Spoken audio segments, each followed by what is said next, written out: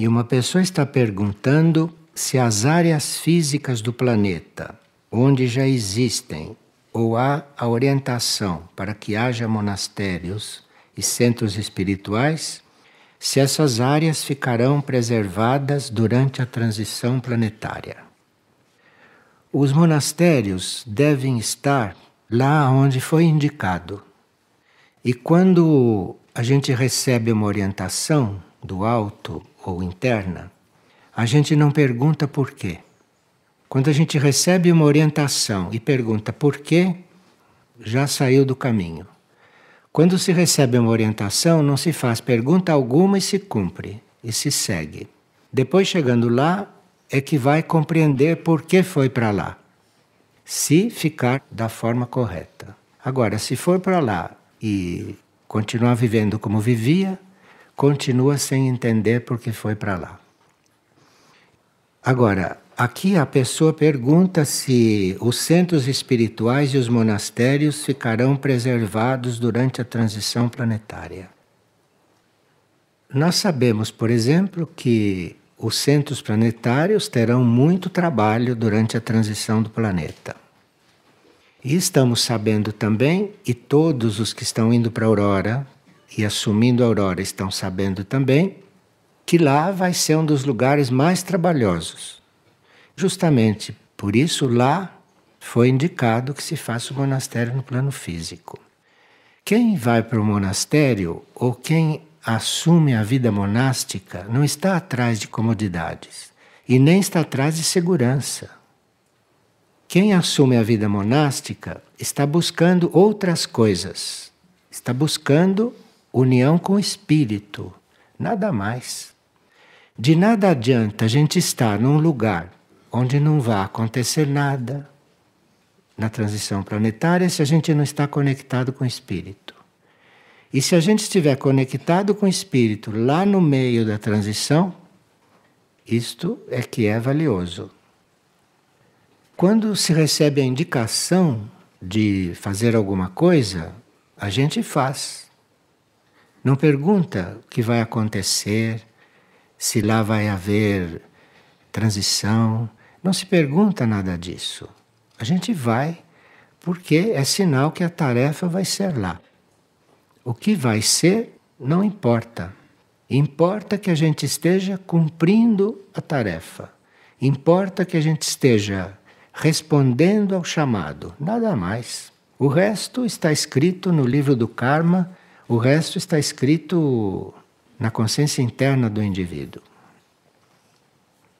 E outra pessoa também está preocupada com essa transição planetária. E ela pergunta: se estamos nesta etapa, por que permitem tantos nascimentos? Quem que permite os nascimentos? Nós temos livre-arbítrio e quem produz nascimentos nesta idade assume a responsabilidade.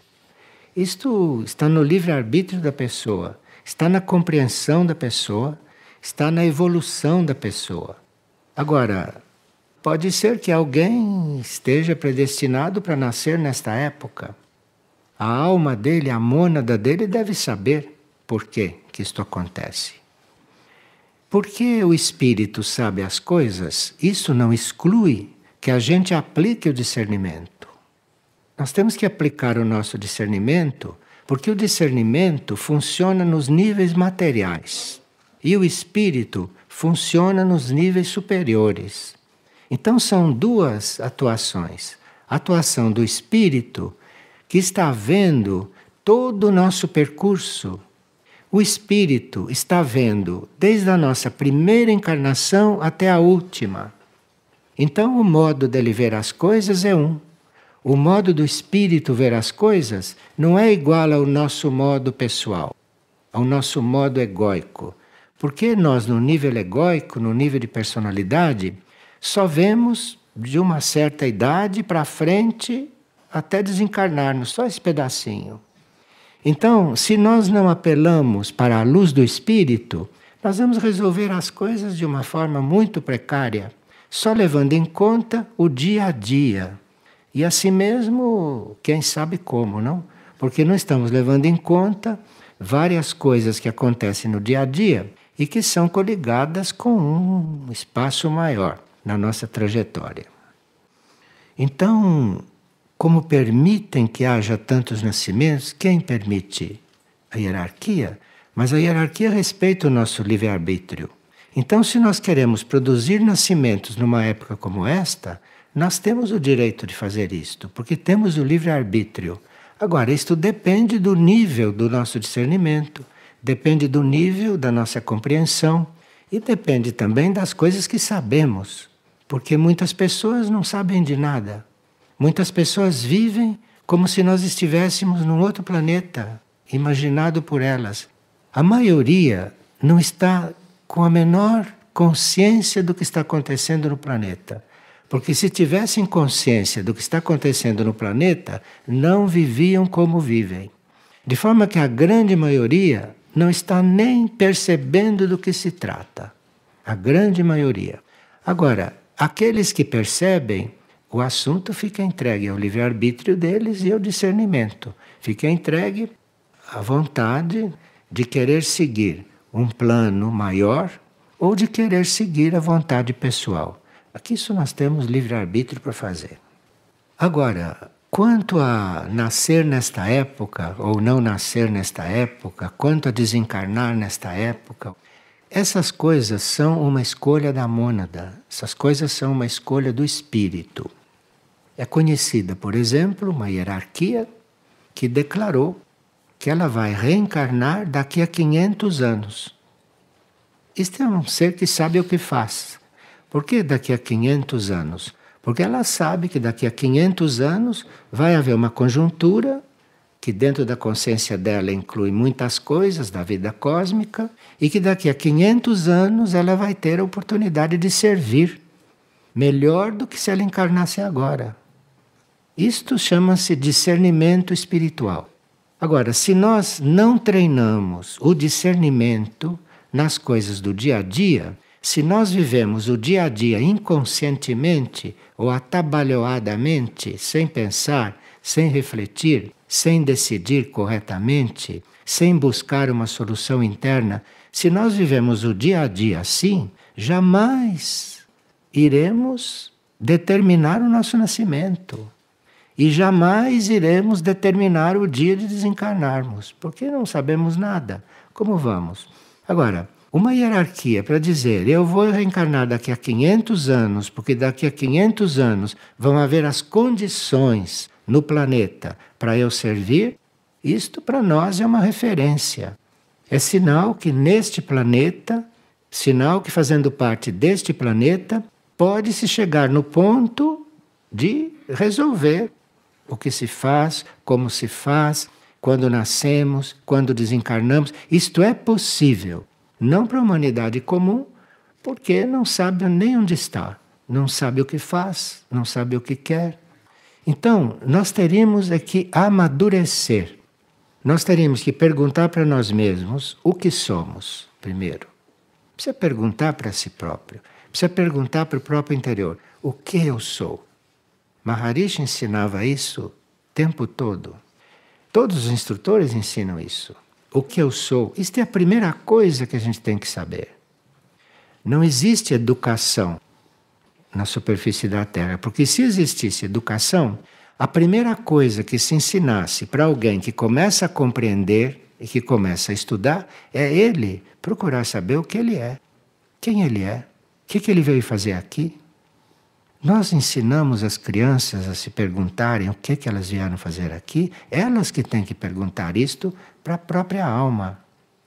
As almas estão esperando que haja uma educação que as atraia, que as faça evoluir. Então, uma criança deve saber desde pequeno quem ela é. Somos nós, e nem um psicólogo, que vai dizer para uma criança o que ela é. Ela é que tem que perguntar o que ela é. Isso é a primeira coisa que ela deve aprender. Agora, no ambiente em que as crianças vivem, claro que isto não é possível. Porque as crianças vivem de desenho animado, as crianças vivem de ouvir os pais falarem bobagem. Quer dizer, as crianças vivem num ambiente que não é adequado para elas terem uma educação. Nós não estamos falando isso generalizando. Estamos falando a maioria. É a maioria, mas não é generalizado. Há exceções. Então, esta criança deve saber quem ela é. Ela é que vai saber isso. Porque aí a sua alma, o seu ser interior, vai ser solicitado, vai começar a emergir. Aí esta criança vai seguir o caminho que ela deve seguir. Porque não são os pais que sabem o que uma criança deve fazer. Quem sabe é a alma que está ali dentro da criança. E quem tem uma criança deveria saber respeitar este ser que está lá dentro. Porque, aparentemente, existe um ser que não tem consciência de nada, porque ainda não cresceu, não tem ainda idade, entre aspas. Porque aqui se mede a idade de acordo com o dia que a criança veio à luz. Como se idade fosse isto, não? Porque uma criança pode vir à luz ontem e ela pode ser uma alma antiga, uma alma muito experiente. Então não é igual a uma criança que nasceu ontem e que teve poucas encarnações. Não é igual. Então, idade é isto. Agora, nós temos que respeitar quem chega. Temos que respeitar e compreendermos que é aquele que chega que sabe o que ele é, o que ele vai fazer, para que ele veio aqui. Ele é que sabe. Agora, se não for uma alma que não possa responder essas perguntas ainda, porque não é uma alma experiente, então aquela alma vai nascer de pais também inexperientes. Agora, nós não sabemos qual é a experiência de uma alma, avaliando de fora. Você vai ter que respeitar, você vai ter que ficar em silêncio diante de quem chegou, para conseguir perceber quem chegou ali e para aprender a lidar com aquilo. E você aprende, porque segundo a sua atuação, vão ser as reações. As coisas vão aparecendo, mas precisa que a gente busque, precisa que a gente saiba viver, e não que se viva de acordo com os estatutos de nem sei quem escreveu aqueles estatutos. Existem até livros ensinando como é que a gente dá banho em criança. Eu não sei como é que podem ainda estar nesse ponto. Como é que pode ainda estar nesse nível. Vou contar uma história para ilustrar isto. Uma vez, uma criança apresentou certos sintomas que para a medicina eram sintomas muito graves. E para a medicina aquela criança estava condenada. Aí chamaram uma pessoa que orava, uma pessoa que tinha uma certa experiência de oração. E ela chegou assim como sem saber de nada. Foi lá para conhecer a criança. E sentou, fez uma oração e disse, vamos dar um banho nesta criança? Mas um banho na bacia, não um banho no chuveiro. Vamos arrumar uma bacia, pôr água numa certa temperatura e vamos dar um banho nessa criança. Aí deram um banho na criança. A criança começou a melhorar. Um banho. Qual foi a razão disso? Ninguém sabe, nenhum deles soube. Nem a pessoa que disse vamos dar um banho, nem ela sabia. Nem ela sabia. E depois eu perguntei para ela, mas depois você ficou sabendo? Não, ninguém ficou sabendo nada. A criança sarou de tudo, acabou. Para nós basta. Não precisa fazer um romance depois que aconteceu isto. Saber o porquê. Já passou, já acabou. Estamos num outro ponto. Agora temos que ver o outro ponto. Não o que já passou. Agora aqui. Uma pessoa está muito preocupada com a instrução que é dada para as pessoas nas escolas e tudo. E como fica a questão da instrução, ele pergunta, para aqueles que ainda não tiveram o mínimo contato com as questões essenciais.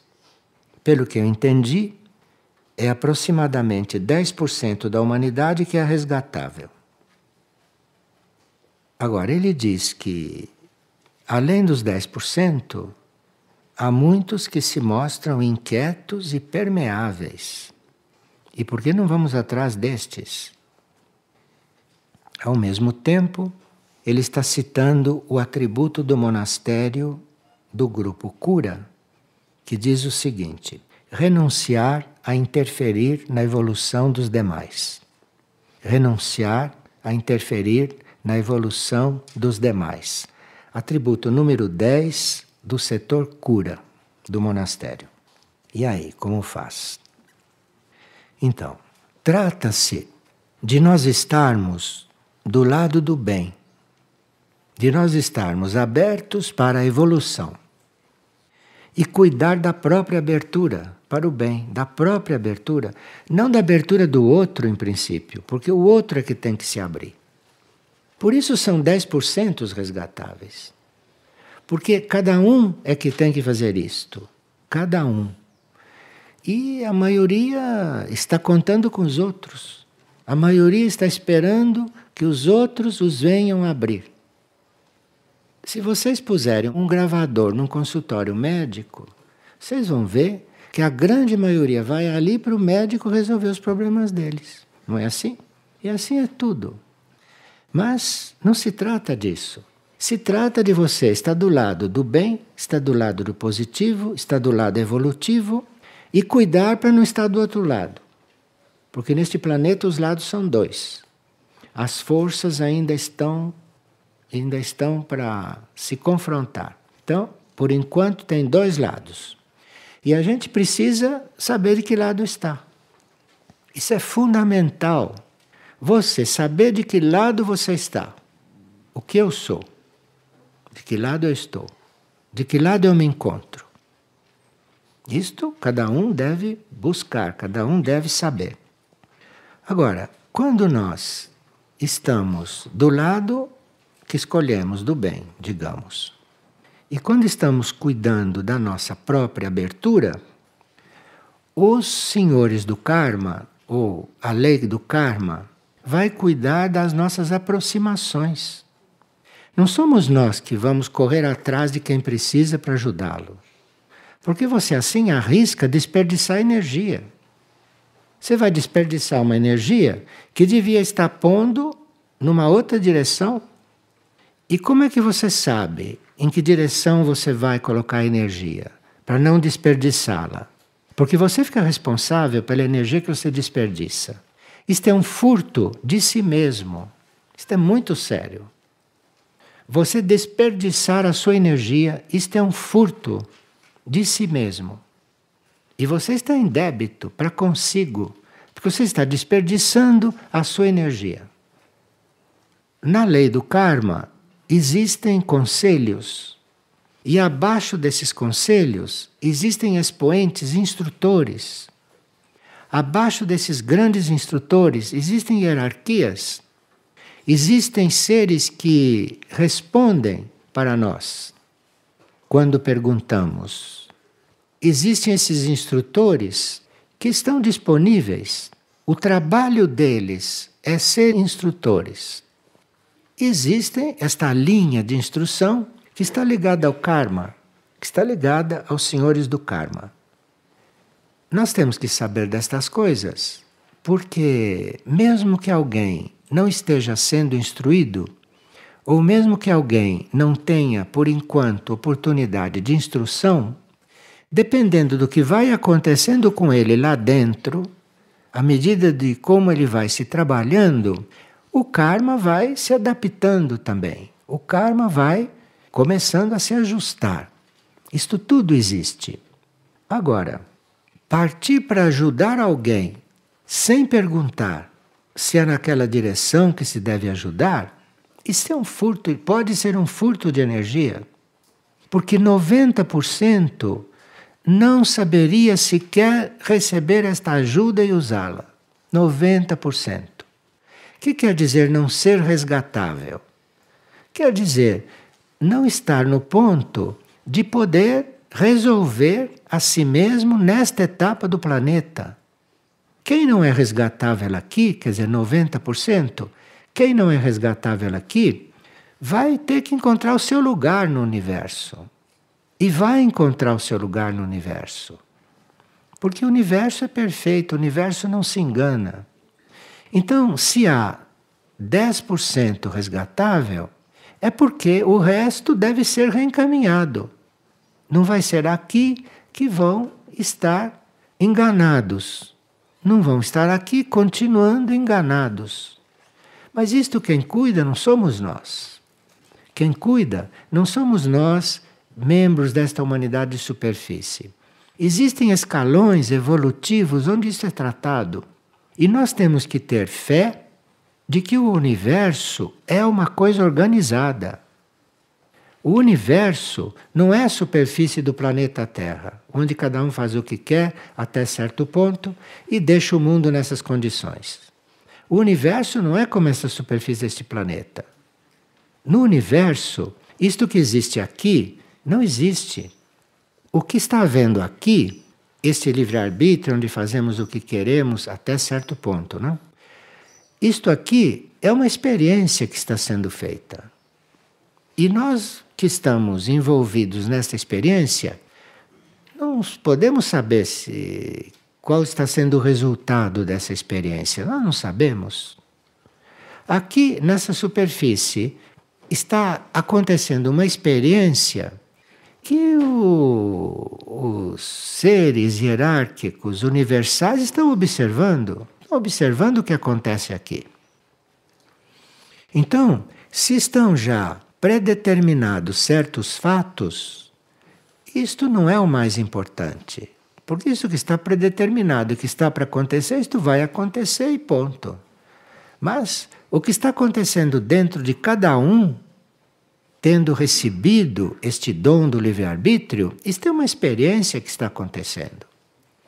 E a sabedoria universal está observando esta experiência para ver como é que esta Terra continua, terminado este período. Porque livre-arbítrio não é para seres adiantados, seres evoluídos. Livre-arbítrio é para seres muito pouco evoluídos. E dentro desse nível evolutivo do livre-arbítrio, há quem já tenha despertado para uma outra evolução. Na outra evolução, você deve saber o que é para ser feito. Mas não você escolher. Você deve saber o que é para ser feito. Você não vai viver à sua maneira em lugar nenhum fora da Terra. Você vai viver como deve viver. Porque você está sintonizado com leis. É aqui nesta Terra que existe uma lei real, que é a lei cósmica, a lei universal, e essa lei de fancaria, que é esse direito que existe aqui. Uma lei de fancaria. Como você pode legislar se você não sabe quantas encarnações teve a pessoa? Se você não conhece as vidas pregressas dela, como é que você pode julgá-la? Baseado em quê que você pode julgar uma pessoa? Se você não sabe quantas encarnações ela teve, se você não sabe quem ela foi na vida passada, se você não vê como ela chegou na situação em que chegou, como é que você pode julgá-la? Aliás, essa palavra julgá-la é uma palavra que eu não sei como ainda continua existindo. A palavra julgá-la. Quem é que você pode julgar? O que é isso?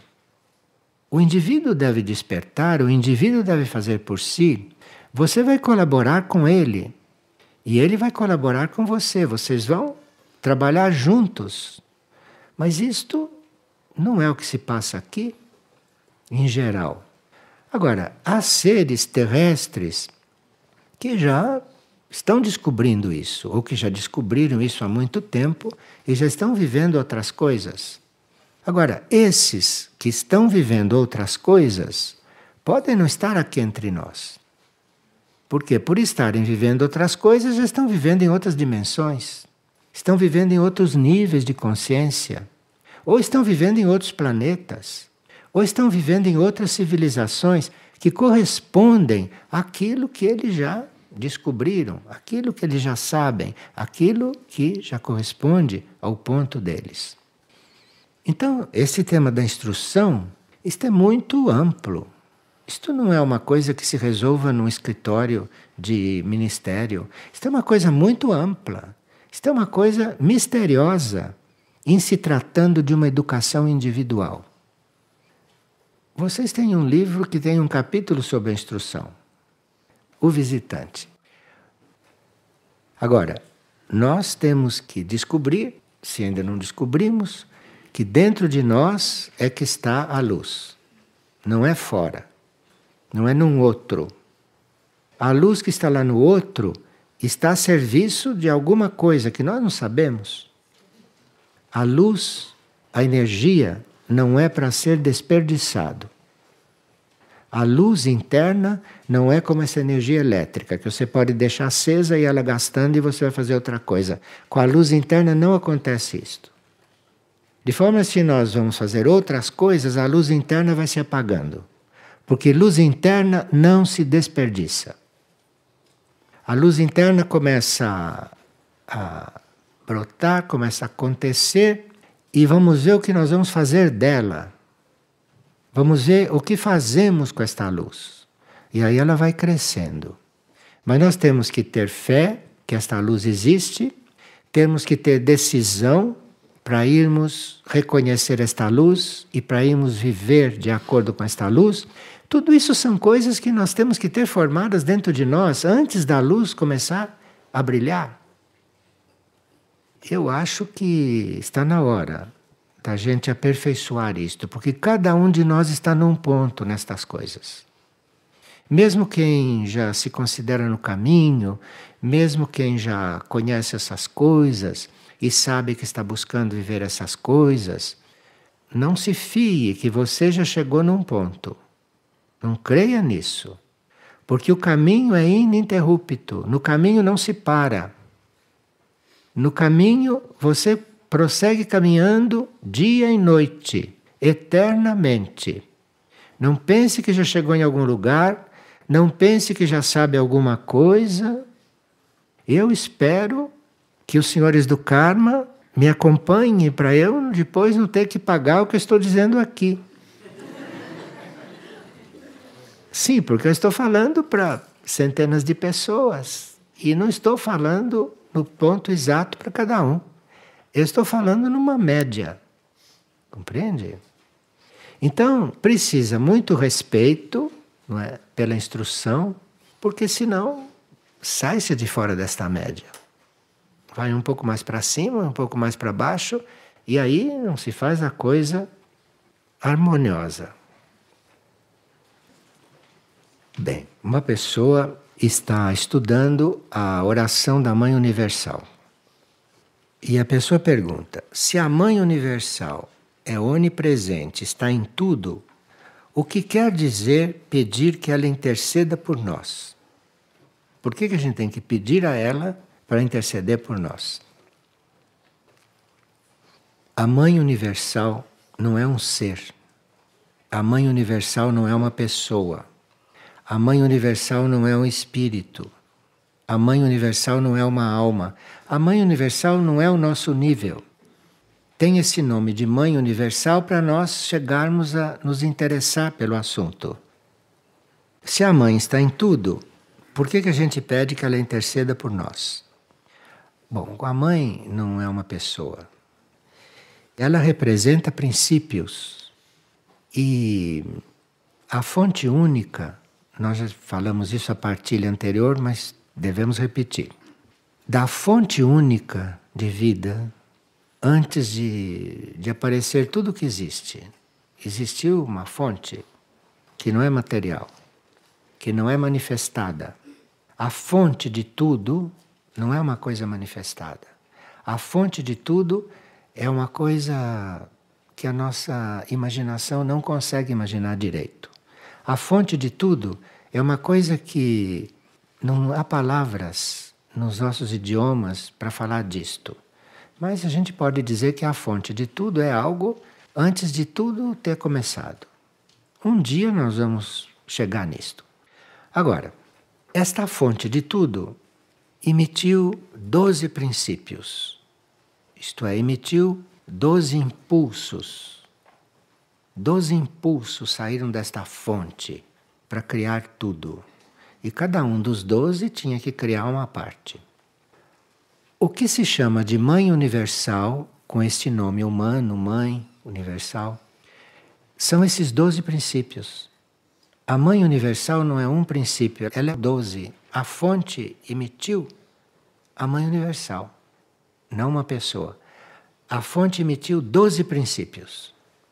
E isto são os 12 princípios. Onipresente e onipotente, porque são os 12 princípios todos ali. Esses 12 princípios, antes deles só tem a fonte. Então a Mãe Universal não é a fonte. A Mãe Universal nós sabemos o que é. São esses 12 princípios, é toda a criação. É tudo que foi criado, tudo isso é a Mãe Universal. E intercede por nós, e a mente da pessoa ficou ali com um parafuso fora de lugar, porque disse, se ela é tudo, o que quer dizer intercede por nós? Intercede por nós em nível de Mãe Universal, acho que significa ela mover nos nossos níveis mais profundos a energia de algum princípio que nós estamos necessitando naquele momento. Então, a Mãe Universal não vai interceder por nós como quem vai fazer um pedido para nós. Não seria um ser perfeito. Seria um ser como nós.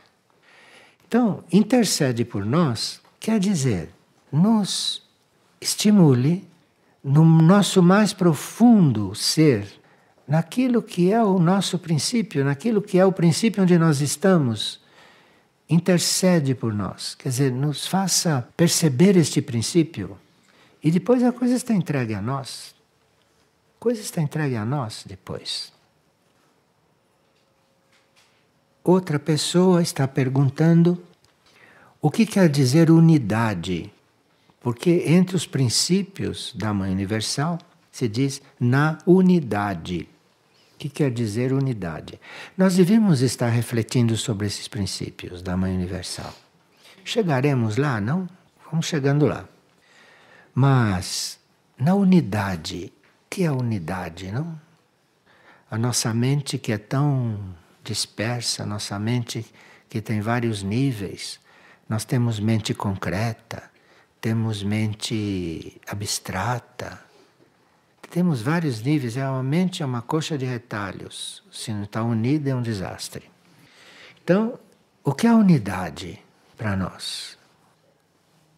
Me parece que a palavra unidade para nós começa a ser compreendida se nós temos uma coesão vibratória no plano mental.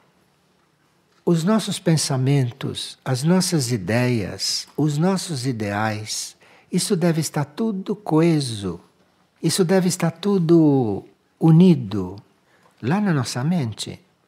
Então, se isso tudo começa a ficar unido, nós vamos começar a perceber uma unidade, nós vamos nos sentindo unidos.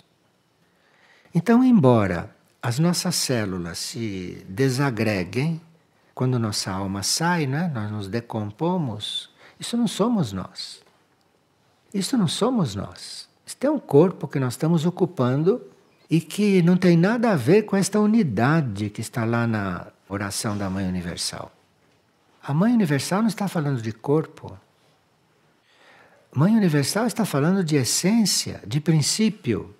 E aquela oração é uma invocação de princípios. Aquela oração é uma busca de princípios. Princípios básicos, princípios primordiais, princípios reais, de onde saiu todo o resto. Então, unidade para nós, talvez não seja como é para a Mãe Universal, mas o caminho está aí aberto. Você tem que unir, tem que estar coeso, você tem que estar fazendo aquilo que você sente, aquilo que você quer, aquilo que você sabe, tem que haver uma coesão aí. Você não pode pensar uma coisa e fazer outra. Você não pode sentir uma coisa e pensar outra. Isto é falta de unidade no nosso nível. Então, você tem que pensar, fazer o que você pensa, sentir o que você pensa. Tem que ter uma unidade aí. E a sua vida tem que corresponder àquilo que você pensa. Você não pode pensar uma coisa da vida e viver outra coisa. Isto é falta de unidade no nosso nível. Na unidade, o que nós estamos buscando quando fazemos esta oração? Na unidade, Nós estamos contando que nesse princípio a gente possa participar disso, nos tornando coesos, nos tornando unidos nessas coisas que precisamos estar unidos. Porque se não estamos coesos e se não estamos com uma meta única, pura, no nosso nível, na nossa compreensão, nós não vamos nunca perceber esse aspecto da Mãe Universal. Ela está aí, nessa unidade, todos os princípios estão aí, e nós temos que ser coesos no nosso mundo, no nosso ser, para irmos começando a perceber essa unidade, gradualmente, aos poucos.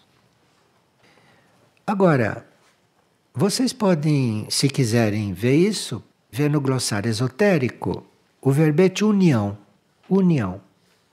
E em seguida tem unidade mental, logo em seguida.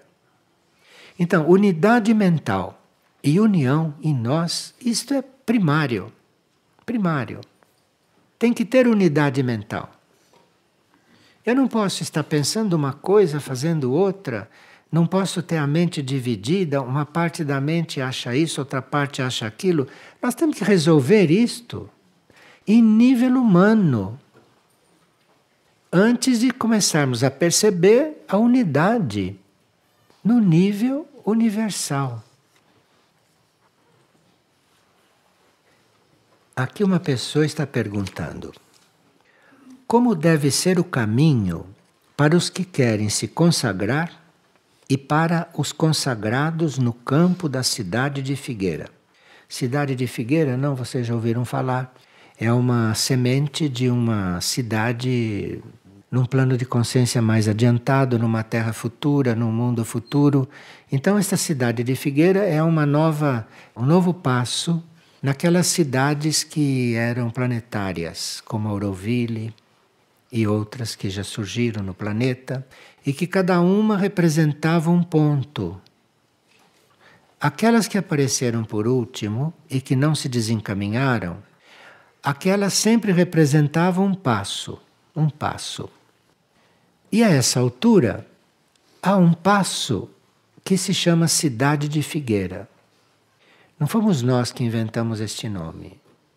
Quem pronunciou isto pela primeira vez foi Saruma no Vale de Erques. Quando estava lá lidando com as naves, ele me mostrou Sicuma lá no céu, uma luz que está na capa do livro Sinais de Contato, tem Sicuma lá no céu, fotografado. Se deixou fotografar para nós vermos o que é. Então Saruma estava diante de Sicuma, diante daquela luz, eu estava do lado, eu fui testemunha disso. Vi a luz também. Não é uma história isto, não é um delírio. Eram dois ali a ver a mesma coisa. E ele então começou a dialogar com Sicuma. E aí disse que é a cidade de Figueira. Cidade de Figueira. Fazer cidade de Figueira. Para nós, que somos seres que olhamos para o espírito, sabemos que se um membro da hierarquia que está lá na luz do céu, aquele que se intitulava Porteiro de Erques, estava aqui na Terra, quando o Porteiro de Erques diz cidade de Figueira, para bom entendedor, essa cidade já existe. Que precisa é eventualmente materializá-la. Eventualmente. Eventualmente o que quer dizer? Depende da humanidade. Depende do rumo que a humanidade toma. A humanidade, a consciência da humanidade na Terra é que vai determinar se uma cidade que já existe, num certo nível, vai se manifestar aqui. Somos nós que vamos determinar isto. Isto é, não nós só que estamos nessa sala. A humanidade é que vai determinar se esta cidade vai ser mesmo útil e necessária. Se a humanidade não determina isso, a cidade fica lá. Então, como deve ser o caminho para os que querem se consagrar e para os consagrados no campo da cidade de Figueira? Bem, esta pergunta chegou praticamente junta com algumas frases de Saruma. Veja como são as coisas. Sinal que a gente tem que considerar essas coisas. Saruma estava dizendo isto. A vida de um servidor é um pleno desafio. Como deve ser o caminho de quem quer se consagrar? Quem quer se consagrar quer ser um servidor, né? Não quer se consagrar para ser um santo. Ele quer se consagrar ao plano evolutivo. Então, a vida de um servidor é um pleno desafio. A vida de um colaborador é a luta entre os calvários. Calvário é aquela subida que nós temos que fazer. E parece que tem dois calvários. Parece que tem um calvário em nível aqui consciente e tem outro calvário que é num outro nível, num outro ponto, que eu não sei se a gente tem consciência dele. Mas nós estamos subindo dois calvários. Então, a vida de um servidor é um pleno desafio. Então, na cidade de Figueira, o papel de um servidor é ser desafiado e ver como é que ele reage. A vida de um colaborador é a luta entre os calvários. E na vida de um consagrado, dentro das suas faltas e erros, existe a constante aspiração a prosseguir. Então, o que nós temos que saber neste momento, que temos que estar preparados, se vamos colaborar para que esta cidade um dia exista, aqui no plano físico, é que nós temos que estar preparados para sermos desafiados. Desafiados. Porque aquilo vai existir em um nível no qual nós não estamos habituados. Tudo aquilo que nós vivemos aqui nas nossas cidades não tem nada a ver com a vida na cidade de Figueira. Então, é um desafio, em primeiro lugar. O servidor daquela cidade vai ser desafiado se isto acontecer aqui. Vai ser um desafio em todos os sentidos, porque lá não se vive nada do que se vive aqui, e tudo que se vive aqui não é para ser vivido lá. Então, a vida de um colaborador é a luta entre os calvários. Agora, se você é um servidor, você já vai lá cuidar dos seus desafios. Agora, se você é um colaborador, isto é diferente de servidor. Colaborador, um colaborador de cidade de Figueira, você está na luta entre os dois calvários. E quando você for um colaborador, você vai sentir esta luta e vai sentir esses dois calvários. Na vida de um consagrado, isto é, se a alma, se a mônada já se consagrou, que não é a pessoa, é a mônada, a alma é que se consagrou. Quer dizer, está aqui, eu estou aqui para ser o que é necessário. Consagrou-se. Então, na vida de um consagrado, dentro das suas faltas e erros, quer dizer, os consagrados não são perfeitos. Todos nós, enquanto estamos aqui, temos faltas, erros, como sabemos, né? Sabemos disso. Aqueles que nós chamamos de santos eram seres que achavam que eram os piores. Então, na vida de um consagrado, dentro das suas faltas e erros, existe a constante aspiração a prosseguir. Prosseguir. Isto é, eu vou em frente como sou. Eu vou em frente do jeito que eu sou. Isto é um consagrado do nosso nível. Eu vou em frente do jeito que eu sou, porque faltas e erros não faltam. Cheio, toda hora. Então eu vou em frente como eu sou. Eu vou repetir. A vida de um servidor é um pleno desafio. A vida de um colaborador é a luta entre os calvários. A vida de um consagrado, dentro das suas faltas e erros, na vida, existe a constante aspiração a prosseguir. Está tudo aqui. E quem está nisso está, de alguma forma, se aproximando daquilo que um dia pode ser o seu caminho. Nunca se sabe. Nunca se sabe. Nós sabemos de muita coisa, mas não sabemos de nada. Nunca se sabe. Porque nós temos vários níveis de consciência e consagração é uma decisão em todos os níveis. Todos os níveis. Então nós vamos nos consagrando naqueles níveis onde estamos conscientes. E se a gente persiste consagrado naquele nível que eu estou controlando, porque a pessoa deve estar controlada para estar nessas coisas. Então, se ela está controlando a sua consagração e se ela persiste no seu calvário, aí a consagração vai subindo. A consagração vai de nível em nível. Até que um dia seja um consagrado em todos os níveis. Nós começamos a nos consagrar nos níveis conscientes. A mônada lá no cosmos está consagrada, senão a gente não podia nem ter ideia de se consagrar aqui. Então aquilo lá já está começando. Então vai havendo uma descida daquilo e uma subida disto aqui. E a uma certa altura isto se encontra. Aí o ser está consagrado. Na sua totalidade. E Cidade de Figueira é uma cidade que deve estar num nível diferente destas nossas. Cidade de Figueira não deve ser o grande reino celeste. Porque não sei se a cidade de Figueira está na 7ª dimensão. Está em outra dimensão, não sei se é a 7ª. Todos que lidam conosco devem estar observando se nós precisamos saber o que é isto, em detalhes. Ou se precisamos saber um pouco mais do que é isso. Então vamos pedir luz sobre isto. Pedir luz sobre isto. Porque aí vamos sabendo. Porque, repetimos, a energia não se desperdiça. Então, a vida de um servidor é um pleno desafio. A vida de um colaborador é a luta entre os calvários.